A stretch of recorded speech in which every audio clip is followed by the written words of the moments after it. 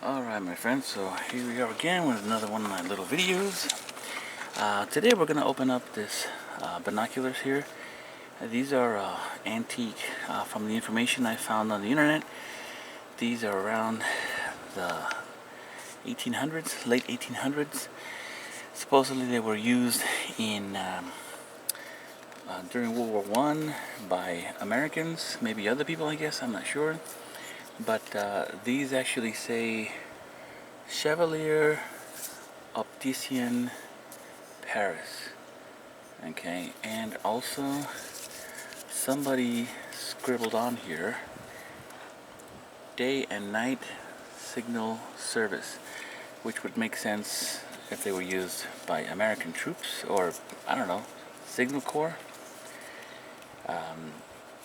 These are not factory etched in. These are definitely somebody scratched them in by hand. And what we're going to do is we're going to take this apart and take a look at how things are. Now, as I've said before in other binoculars, binoculars are very similar, but they can be extremely different depending, of course, on the time period. And these are very, very antique.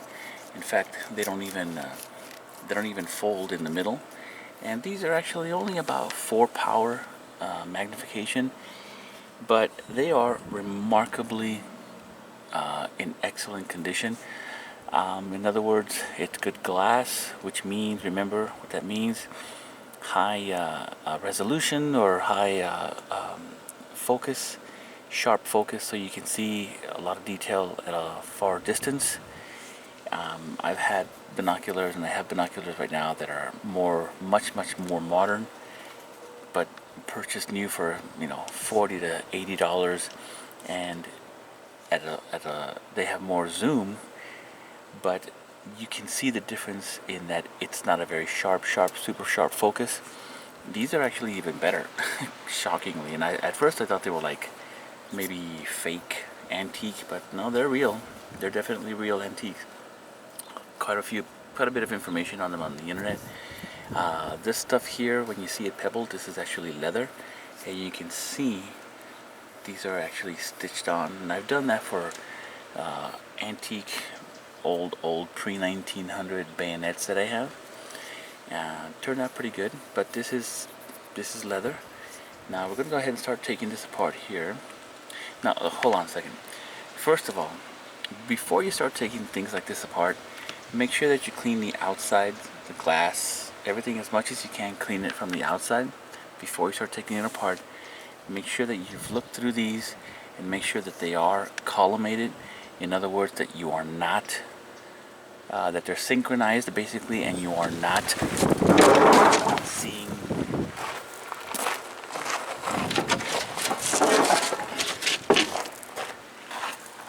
okay, so the wind keeps changing here. Sorry about that.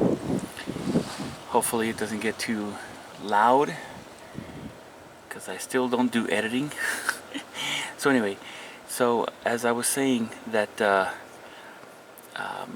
make sure that you clean the glass, clean everything on the outside as much as you can.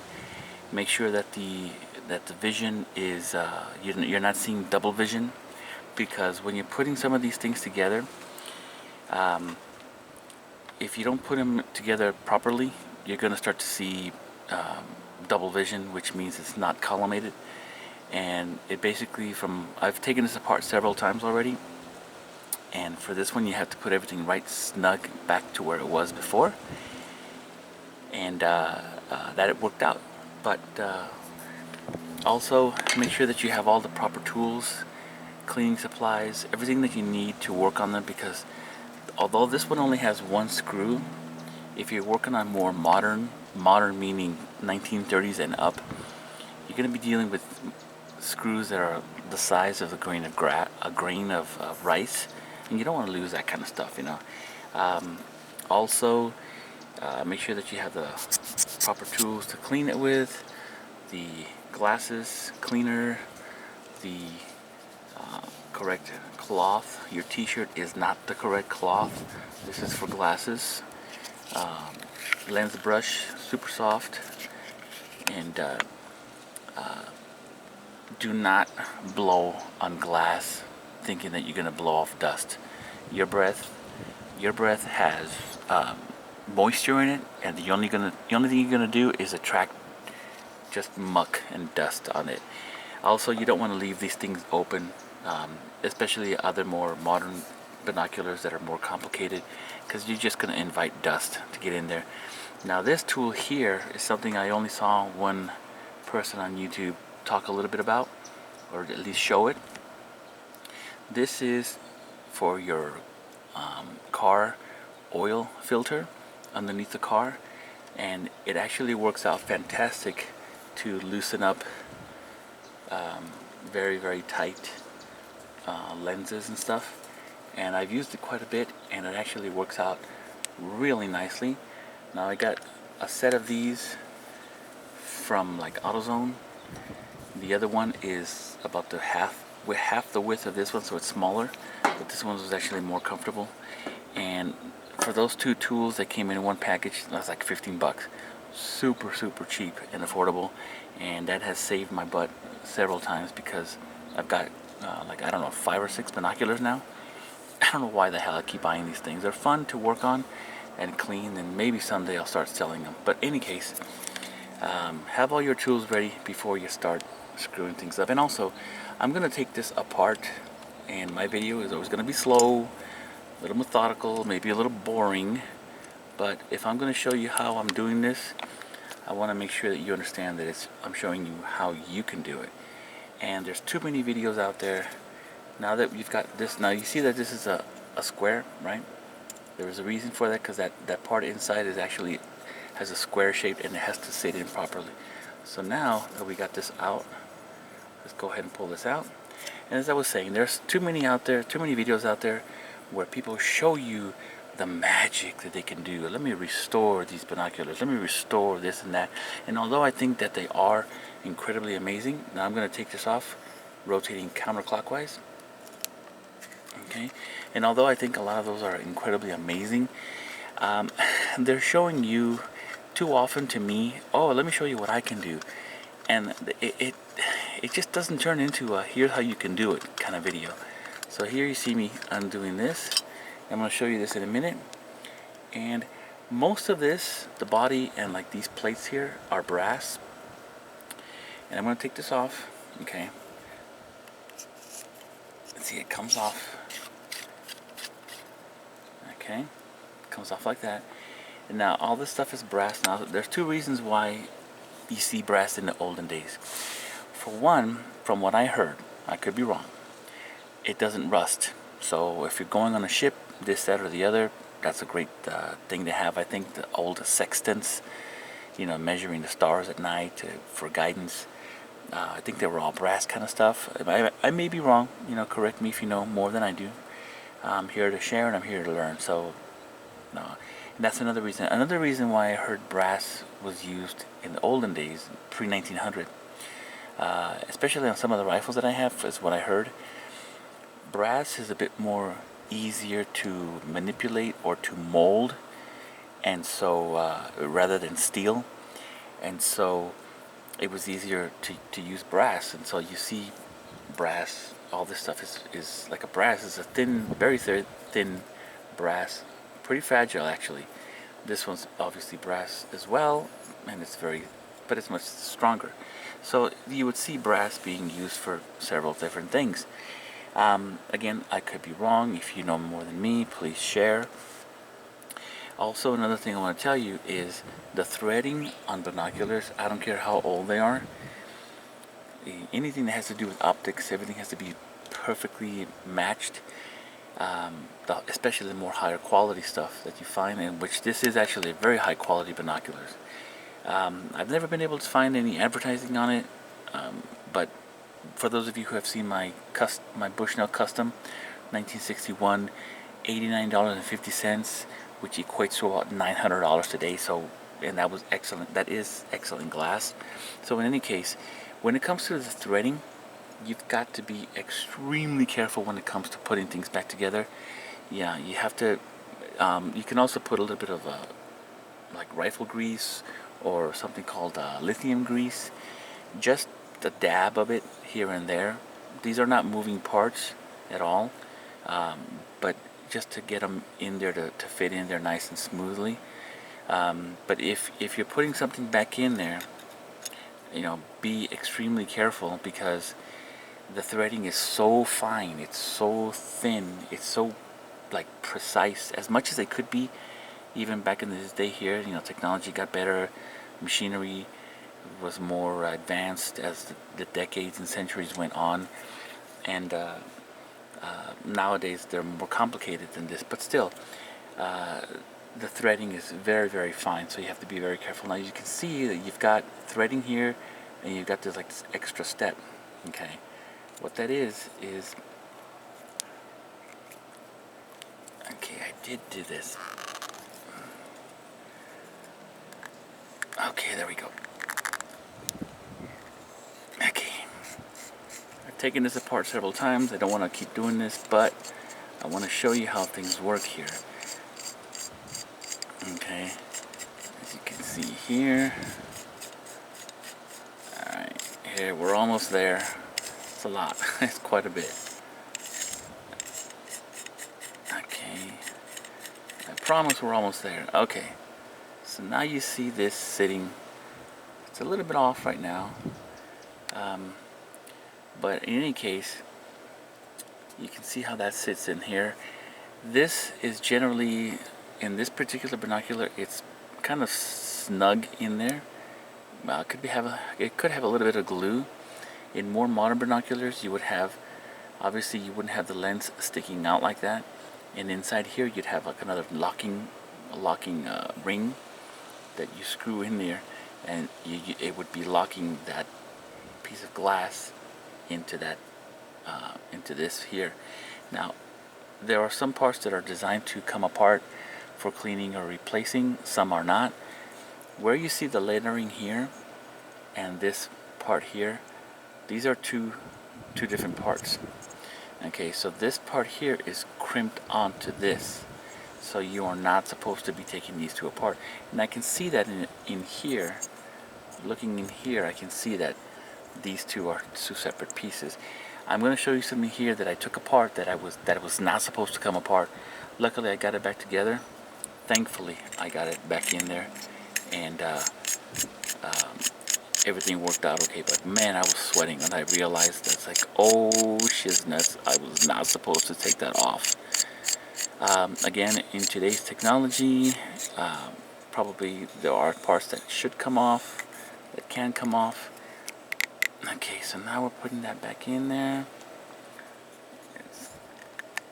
Please never use a vise or tools or other things like that. Now, if these two pieces were like frozen, one of the things that I did use was actually a soldering iron.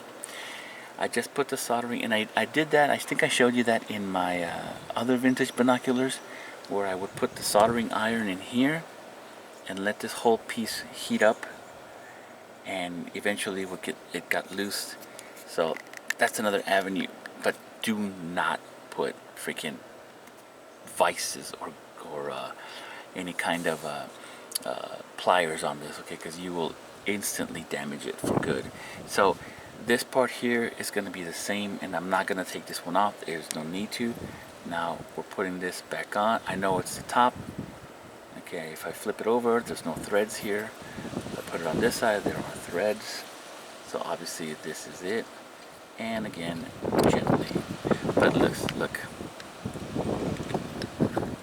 This doesn't fit, right? It doesn't fit because it fits into this. And we're going to put that in nice and gently. There we go. And as I mentioned before, we are going to put that in very snugly, just hand tight, more than snug, definitely tight. And here we go again. We're going to put that back in there, and here we go. That goes nice in there, and we're going to make that nice and snug again. This one's already as tight as it can go. Hand tight only. No G.I. Joe Kung Fu grip, just chill out.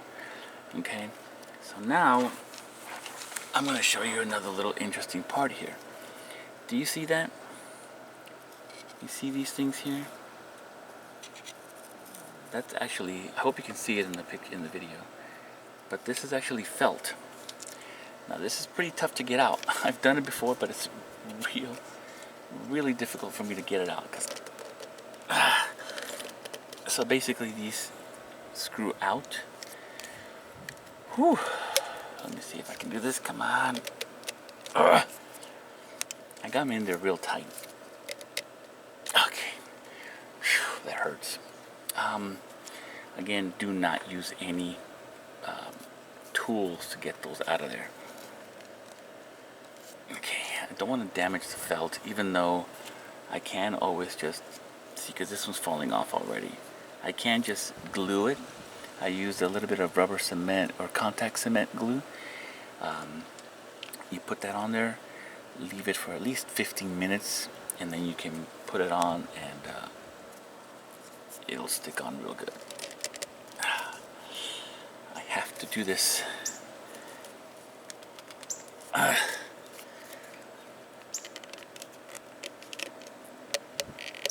Oh my goodness.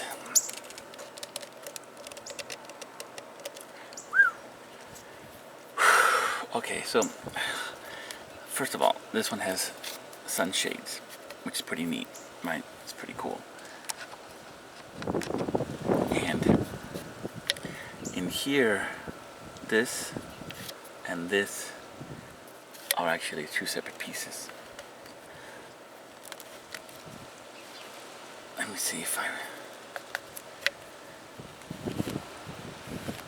I think the top is coming off there. Alright, so I'm going to show you the top. If it is coming off. Yeah, it is coming off. Okay, good.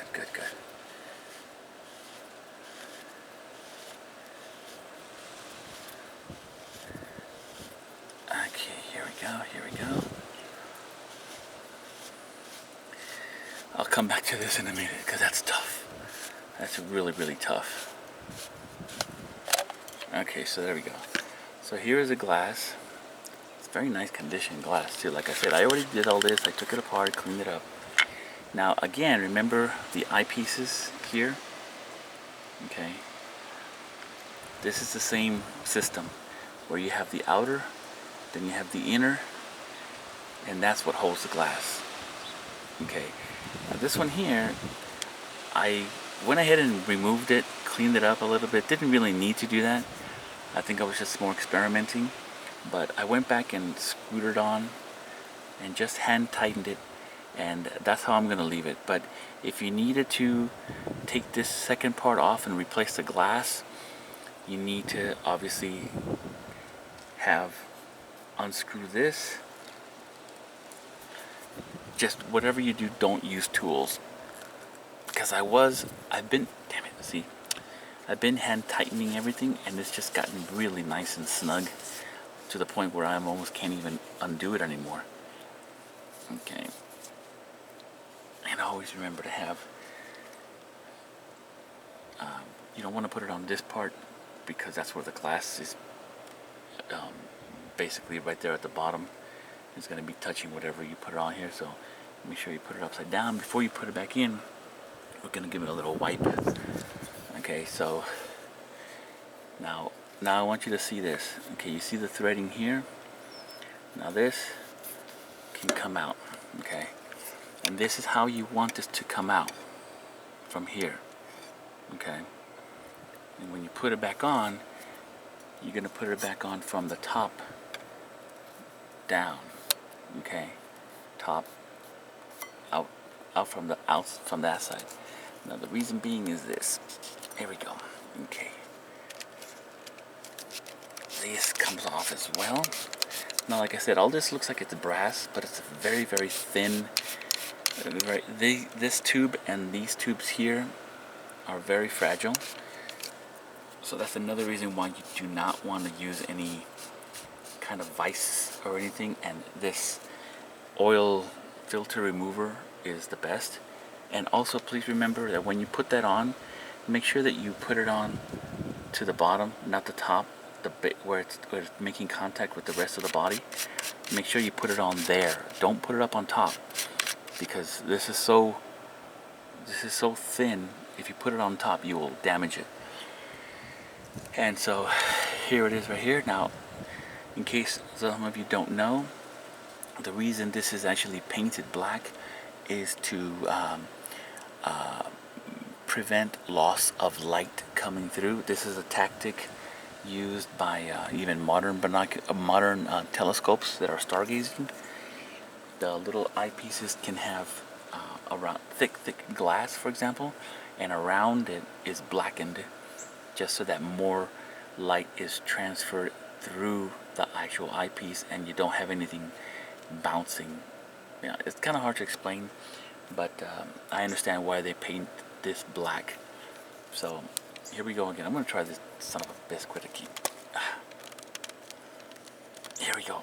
I think it's moving. Or maybe it's just my imagination. Oh no, it's going. I know, getting excited about the silliest things, I know. Oh, thank goodness. Whew, look at my hand. Jeez. Okay, so here we go.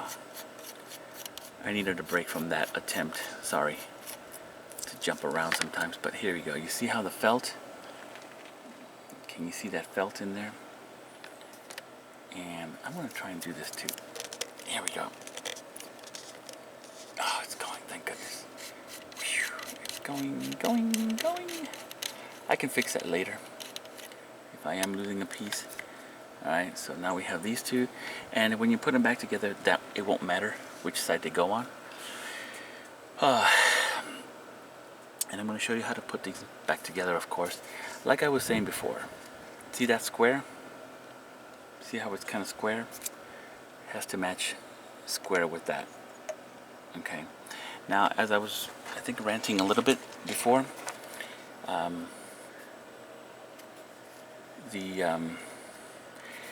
too many videos out there are showing you, look what I can do, instead of here's how to do it.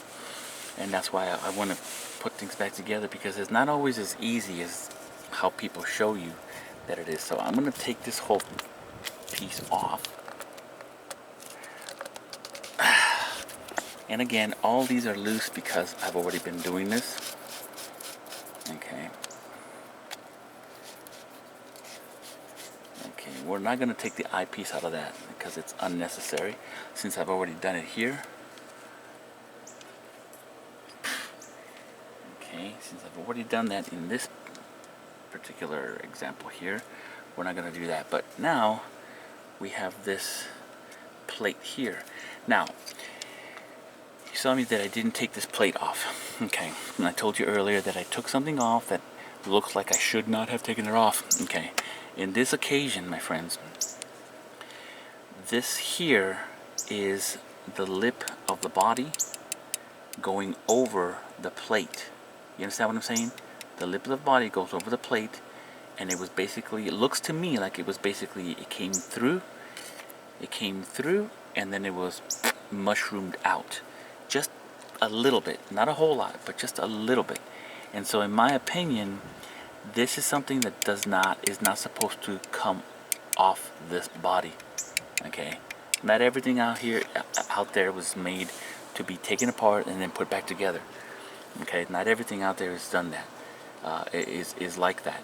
So I took it apart. I took one of these off, and then I almost couldn't put it back together, and I was freaking out because, like I said, these binoculars are in such good, wonderful condition. It would be an absolute shame if some numbnuts like myself actually destroyed them after so many years of them existing and having been very well taken care of. So you saw me pop that out. Be very, very careful when you do that. Okay, it's not as easy as I just did it right now. I kind of already know how to manipulate it with my fingers and my hands, so I made it look a lot easier than it should have been. But as you can see, you've got different shapes here, and you've got that little dimple there, so that'll tell you that that's facing towards the center, because that's where that little dimple thingy goes. Then all you do is slide that right out, and there you go. So this is basically how you'd kind of want to leave it as much as possible if you can. I took this off, like I said, but to put it back in there was a little bit sketchy. I was like, I'm not going to do that again. It's not designed to come out.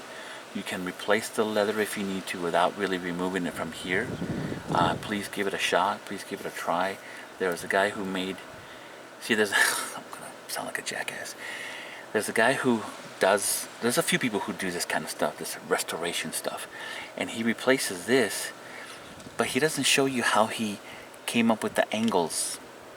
He drew stuff, but he doesn't show you. I'm like, dude, that's like important if somebody wants to replace it. What the hell's the point?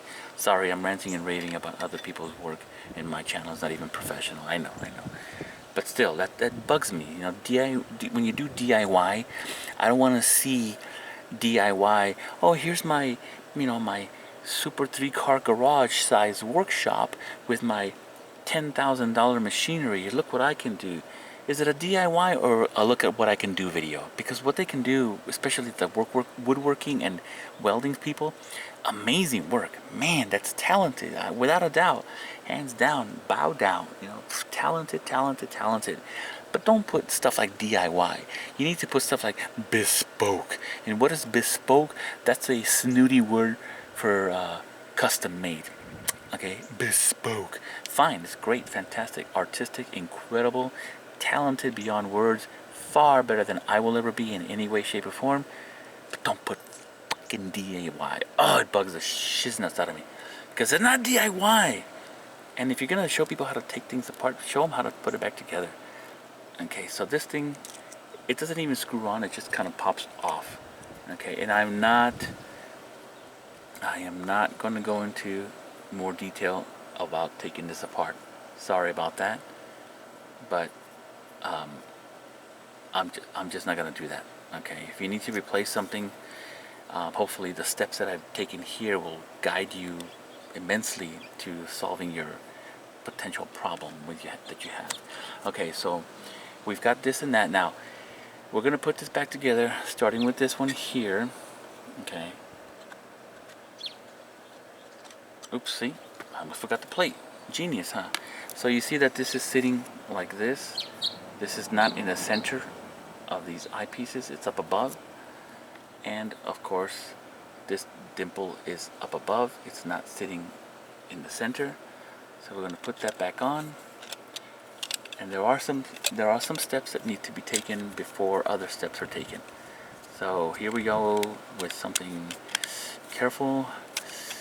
Make it nice and even in there, as even as you can. You can move these two back and forth a tiny bit. Okay, gently, firmly but gently. Now we're gonna put this back on there. Okay, we're gonna put this through the hole here, and before we continue, okay, now we're gonna line it up with the dimple. And make sure that it sits in there properly. I believe we are. Okay, we are. Now,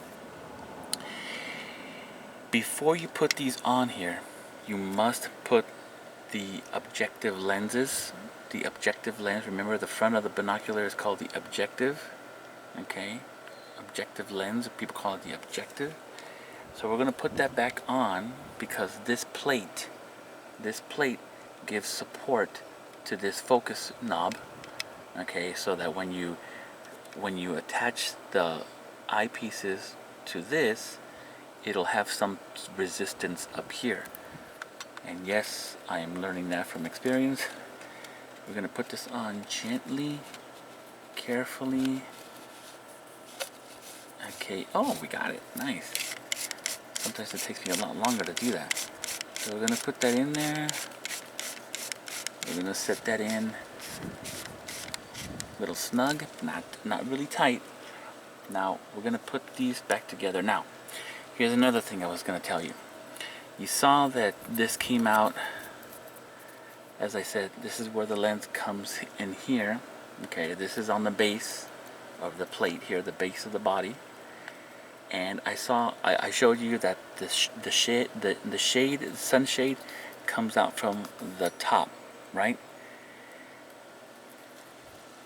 This one also has felt, and what I didn't show you in this one, or these here, is that the reason that these have felt in them is because it actually makes things more snug. See how it just doesn't fall down? It makes things more snug, and it makes things slide real nice and beautifully smooth. So this was a little well thought out. And when it comes to these eyepiece rings here, it's the same thing. They do the same work, nice and smooth on that felt. They just like slide in and out real nicely without any real resistance. So what I'm going to do now, what I was going to tell you is, you put it in from the objective glass side, like this. Okay, like this from the bottom, and the eyepiece, the felt. Okay, the reason I almost screwed up. The reason you don't go in from the bottom of this tube that sits here is because the felt is so snug with the metal that if you come in from this side, you're going to end up hitting the felt, and you could end up damaging it. Okay, you could end up basically scraping the felt out of alignment. So you come in from the bottom of the shadow of the shade where the felt is. You come in from the bottom and you squeeze it in, slide it in. It's beautiful, beautiful. Again, it's very important that you know these kinds of things, because you could end up damaging stuff that you don't want to get damaged. So, oops, almost lost my. Alright, so here we go. And if you have the glass in here, before you put it on, it won't fit. It won't fit. So, you need to do this first. Slide it in there. And we're going to go ahead and put that back in. Alright. I'm going to slide that sucker back in gently. This is not the best angle to put it in, but I just want to show you. Or at least not the best angle if you're putting it on. I think it's a good angle if I'm showing you something. Eey.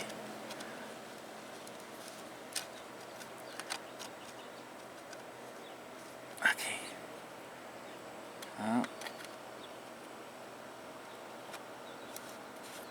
Okay, we got it. Got it. Okay, now that you... Do I have it? Yeah, I did. Okay, now...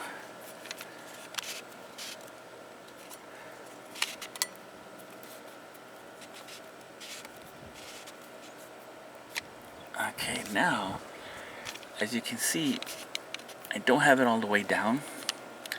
I've got the felt. Okay, and the reason I'm doing this, because I want to give myself a little bit of meat, shall we say, when I put this back in there. I know my video is a little bit slow, but like I said, I really want to show you as much step by step as I can, so that you can go ahead and do this yourselves. And gently, nope. And by the way, I got these binoculars for 20 bucks at a swap meet. You talk about a deal. At first, at that price, I thought, man, these things are probably like wannabe, they're fake. They're not really antique. Now, sometimes you can squeeze the metal if you feel that it's not fitting properly for some reason. Now, I am sitting in the sun here. Here we go, come on. Oh, thank goodness. Whew. No, did I get it? Let me go off camera here for a second, just to get a better grip.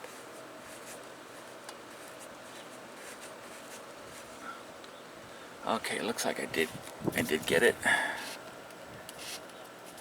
Now the whole thing is spinning, and we're putting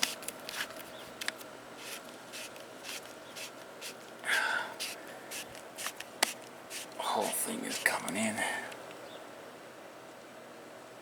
Shit. Sorry.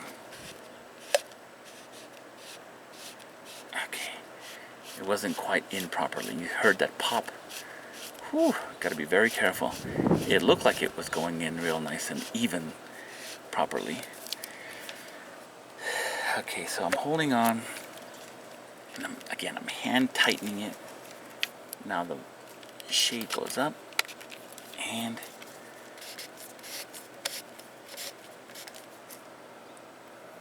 it does feel like it's in. The shade is up. It does feel like it's in. I mean, it's coming in properly. Again, just... It's not, son of a bisquick. Oh my goodness.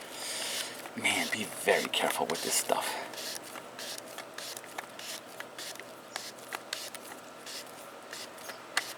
Okay.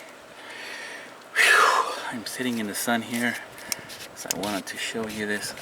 I'm visiting a friend's house in a different state, and I got these at a gun show here a couple days ago.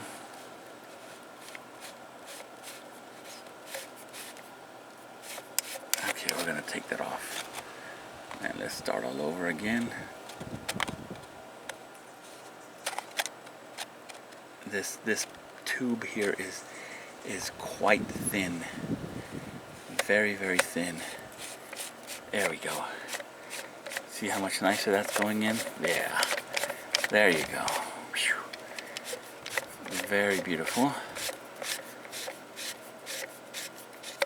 Okay, so now that we've got both of them down, let's go ahead and tighten both of them down properly. Very, very snug. Okay, very, very snug. You saw how this turns here? It does not screw on and off from here. Okay, it does not screw on and off. I thought it did. I was spinning it, and I kind of yanked it off, and I said, oh, it just pops off. And that's when I realized, holy shish kebabs, it's not supposed to come off. It is not supposed to come off, because it was basically, like I said, it was mushroomed. It was put in and then slightly mushroomed out over this plate. Oh my goodness. Okay, now we got it hand tight. Now let's put this sucker in. Hand tight. Hand tight. Everything's in there hand tight. So now, whew, let's go ahead and put these little bits and pieces in here.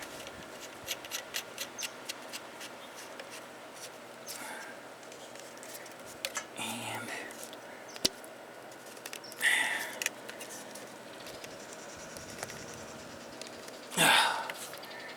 this video better come out, because I'm tired of doing this. It's not designed to be opened and closed and opened and opened again and closed and again and again.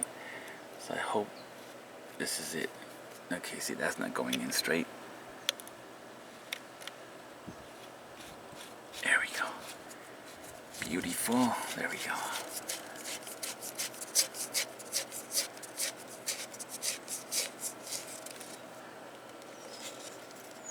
Okay.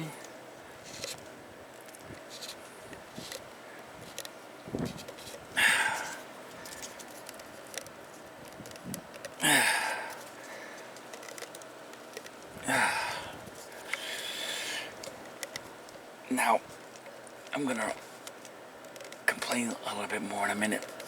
When it comes to these restoration videos, I've also heard that, oh, some of those are fake toys, you know, fake this and that. I mean, some people do some incredible magical work, I tell you that. You know, filling in the metal of a bayonet, or the metal of a, you know, one of those aluminum toys from long ago, 50s and 30s, for example. And there are those chemicals and cream, whatever, pastes. It's a paste, yeah. A paste that can actually do all that kind of stuff. There we go, good.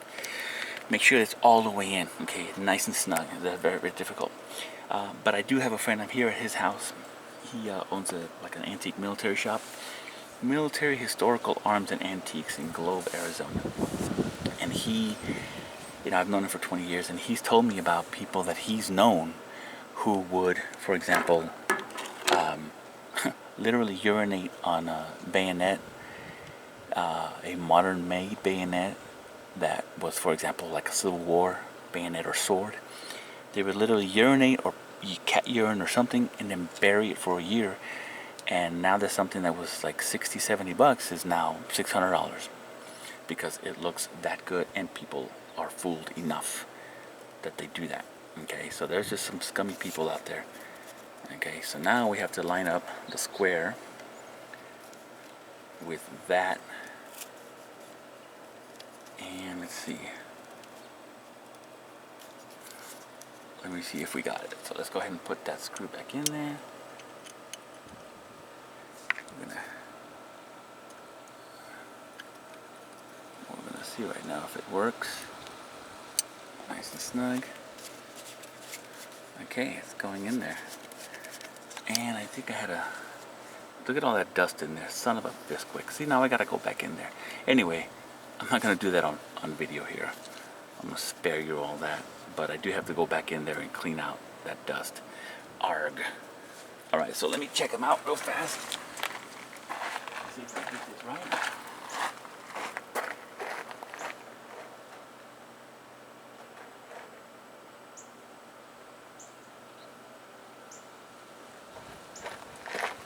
And the answer is yes. We are back in business. And that's how you do it, my friends. Hope that my video was not too boring for you, but informative, and that way you can do it yourselves. Also, I would recommend that you get yourself some leather caps. I'm making these, hand stitching them. It's generally very simple, but very time consuming. I'm also going to be making myself a pouch for this, a carrying pouch. I've seen what what seems to be the original antique style looks like. That's going to take, it's relatively easy. I know it might sound difficult to you because if you've never done leather work or if you've never done this before, it could be a little daunting. But it's mostly, these kinds of things are mostly time consuming than they are difficult.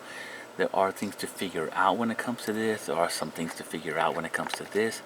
But it is generally quite simple, and there's a lot of videos on how to make caps like this for like a leather cup holder or something like that.